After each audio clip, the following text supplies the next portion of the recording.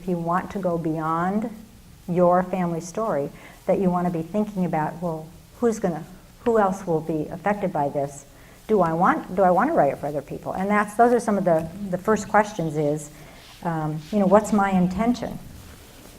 What do I want to do? What's my hope for this story? Is it for a family story, or is it for something larger?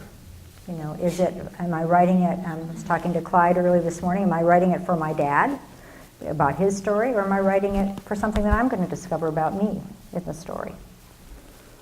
And no matter what happens, if you write it, you'll discover things about yourself, but it's sort of who is your audience is a good question to ask yourself as you start to organize. And then the second big question is, what do I feel deeply about?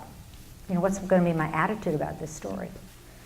I often, I don't know, I love Oprah books, but I have sort of made myself not read a lot of them because I always get mad at the end of some of them. And one of them that I read, I just loved it, was the tale of Edgar Sawtelle, which is about these dogs, and it was so beautifully written, and I stayed up till 2:30 in the morning, and sometime about 1:30, and I'm reading it out loud to Jerry. I thought, this is not going to have a good ending, this is not going to go anywhere. Why am I still reading it?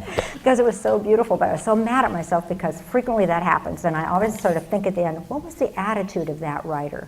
What did they feel deeply about? Was it about that life is full of tragedy and there's no hope?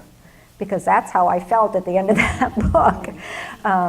Despite the fascination of the dog breeding and all that sort of thing, which was fascinating, but it was that hopelessness that left me upset at the end of that book. But if you think about books that you've loved and you think back, well, I wonder what their attitude, what are they saying about life? What was it that drove them into wanting to tell that story? What emotional connection did they want to make as they wrote that story?